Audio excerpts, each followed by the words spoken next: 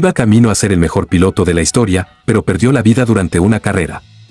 Esta es la historia de Ayrton Senna da Silva, el 3 veces campeón del mundo que falleció en un accidente automovilístico. Nació en Sao Paulo, Brasil, el 21 de marzo de 1960, y falleció en Imola, Italia, el 1 de mayo de 1994, a los 34 años. Antes de aquel trágico momento que enlutó al deporte mundial, fue 3 veces campeón mundial de Fórmula 1, 2 veces subcampeón, y una vez tercero. Además, figura entre los más exitosos y dominantes pilotos de la era moderna y para muchos expertos, es el más rápido de la historia. Era el segundo hijo de Milton da Silva y Neide Senna, por lo que tenía 2 hermanos, Vivian y Leonardo. Pasó los primeros años de su vida en la casa que le había pertenecido a João Senna, su abuelo materno. Su padre siempre fue el primero en decir que jamás planeó o soñó que su hijo se convertiría en un piloto de carreras, aun cuando construyó para él, en 6 meses, un kart equipado con frenos a disco y un motor extraído de una picadora de caña, que le permitía alcanzar una velocidad de hasta 60 km por hora. Empezó a pilotar a los 4 años con el pequeño kart que le regaló su padre y que tenía un motor de 1 caballo de potencia. Sin embargo, su primera carrera fue a la edad de 8 años, y su primera competición de karting la disputó a los 13 años.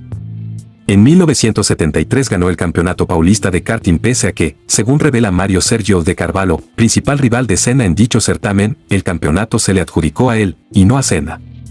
En 1977 se hizo con el máximo trofeo en el Campeonato Sudamericano de Karting, consiguiendo el título en el Kartódromo Luis Pedro Serra de San José, Uruguay. Ya en 1978, con 18 años, Ayrton Senna fue contratado por el equipo de AP de Italia. Participó del Campeonato del Mundo de Karting consecutivamente desde 1978 hasta 1982, terminando subcampeón en 1979 y 1980, tras polémicas decisiones. El kart me proporcionó muchos momentos de placer y excelentes recuerdos. Nunca el pilotaje fue tan divertido como en kart. Allí aprendí muchas cosas. Mucho de lo que uso en la Fórmula 1 lo aprendí en kart, reconoció tiempo después el brasileño. Gracias a su afición por el kartismo, tenía una gran destreza y capacidad para conducir bajo la lluvia. En cierta ocasión, su hermana comentó que, tras perder una carrera de karts debido a la lluvia, Ayrton se pasó varios días intentando conducir en esas condiciones, incluso sin regresar a comer a casa, hasta perfeccionar su técnica. Con esa habilidad perfeccionada, en 1981, Senna se trasladó a Inglaterra para comenzar su carrera en monoplazas, ganando el campeonato RAC y Townsend Toreson de Fórmula Ford 1600 de ese año con el equipo Van Diemen. A pesar de ello, al principio no creía que seguiría en el automovilismo, y al final de la temporada, bajo la presión de sus padres a asumir un papel en el negocio familiar, sumado a la falta de patrocinio que permitiese su escalada rumbo a la Fórmula 1, regresó a Brasil. Sin embargo, antes de salir de Inglaterra, Dennis Rushing, dueño de la Rushing Green Racing, un respetado equipo de la Fórmula Ford 2000, le ofreció a Senna una unidad de 10.000 libras esterlinas. Decidió aceptar esta oferta, y volvió a vivir en Inglaterra. Tras su regreso al Reino Unido ganó el Campeonato Británico de 1982 y los Campeonatos de Europa de Fórmula Ford 2000. En 1983 ganó el Campeonato Británico de Fórmula 3 con el equipo West Series Racing. En noviembre del mismo año, triunfó en la inauguración del Grand Prix de F3 de Macao, con el Theodore Racing Team de Teddy Jeep. En esos tiempos ya era observado por Frank Williams, quien sería su último jefe de equipo en la Fórmula 1 durante 1994. El piloto brasileño atrajo la atención de 4 equipos de Fórmula 1, Williams, McLaren, Brabham y Toulmin, para los cuales realizó pruebas de pretemporada. Ni en Williams ni en McLaren había una vacante para la temporada 1984, por lo que la tentativa de Senna de entrar por la puerta grande fracasó. Su única opción era unirse a Toulmin, un equipo relativamente nuevo, en sustitución de Derek Warwick. El venezolano Johnny Cecotto fue por ese tiempo su compañero de equipo.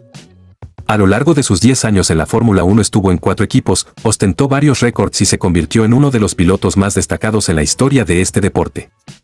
El paulista integró las escuderías de Toulmin, Lotus, McLaren y Williams entre 1984 y 1994, ganando el campeonato mundial en 1988, 1990 y 1991, siendo subcampeón en 1989 y 1993, tercero en 1987 y cuarto en 1985, 1986 y 1992.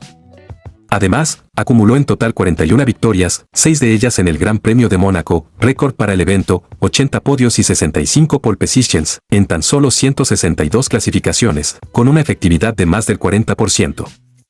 También fue aclamado por sus extraordinarios desempeños con pista mojada, como el Gran Premio de Mónaco de 1984, Gran Premio de Portugal de 1985 y Gran Premio de Europa de 1993, teniendo los demás pilotos coches superiores. Era reconocido principalmente por su conducción veloz, técnica superlativa y a veces agresiva en carreras. Mantuvo una intensa rivalidad con el piloto francés Alain Prost durante gran parte de su carrera, incluidos 2 años como compañeros de equipo en McLaren. Para muchos, la rivalidad Senna-Prost fue la más intensa en toda la historia de la categoría. Pero todo se terminó aquel trágico 1 de mayo de 1994. Durante el Gran Premio de San Marino, en Imola, se produjo un gran accidente a la salida y tuvo que ingresar el coche de seguridad que era mucho más lento que los coches en pista. Esto solamente aumentaba las ansias y la desesperación de Senna de poder avanzar rápido. La carrera se reanudó en la vuelta 6. En la vuelta 7, el automóvil no tomó la curva Tamburello, sino que salió de la pista en línea recta aproximadamente a 305 km por hora e impactó brutalmente contra un paredón de cemento a 218 km por hora. La rueda delantera derecha se desprendió y golpeó su casco mientras que un brazo de la suspensión, de la misma rueda, le atravesó el casco y la visera, ocasionándole fracturas en el cráneo con pérdida de masa encefálica. Tras el choque, Senna, con serias heridas en el cráneo, cayó inconsciente a la espera de que la carrera fuera abortada y la asistencia médica se acercara hasta el vehículo. Fue necesario hacerle una traqueotomía in situ hasta que, minutos más tarde, fue trasladado en helicóptero al Hospital Mejouri de Bolonia, donde permaneció en coma inducido algunas horas. Poco después, se confirmó su muerte cerebral, aunque todo apunta a que sufrió una muerte instantánea en el golpe. Curiosamente, la carrera la ganó Michael Schumacher, quien con el paso del tiempo superaría varios de sus récords y se convertiría en el mejor piloto de todos los tiempos. El accidente de Ayrton Senna ocurrió un día después que otro piloto, el austríaco Roland Ratzenberger, falleciera durante la clasificación en la curva Gilles-Villeneuve. La causa aparente de que el Williams FW16 del brasileño saliera despedido hacia el paredón de la curva de Tamburello fue la rotura de la barra de dirección de su monoplaza. Esto no se comprobó en el juicio que duró varios años en Italia. El caso se reabrió tiempo después, para que finalmente en 2007 se declarara que fue la rotura de la columna de dirección la causa del accidente, pero debido al tiempo transcurrido, no hubo ninguna acción legal contra Patrick Head. El equipo Williams nunca aceptó su responsabilidad, tampoco los ingenieros encargados.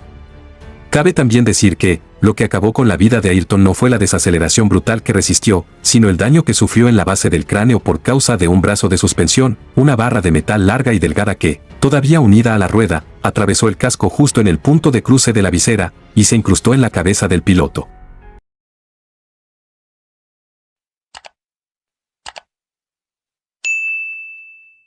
Su ataúd fue llevado por las calles de Sao Paulo en un coche de bomberos, seguido por más de 1 millón de personas. Fue enterrado, con honores de jefe de Estado, en el cementerio de Morumbi. La lección aprendida con la muerte de Ayrton Senna y Roland Ratzenberger cambió el deporte del motor profundamente, contribuyendo a salvar muchas vidas desde entonces.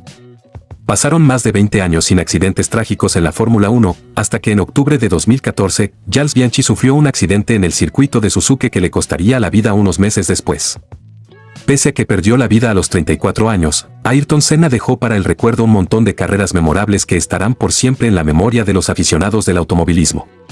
Su legado sigue intacto gracias a la gran cantidad de homenajes que ha recibido después de su muerte.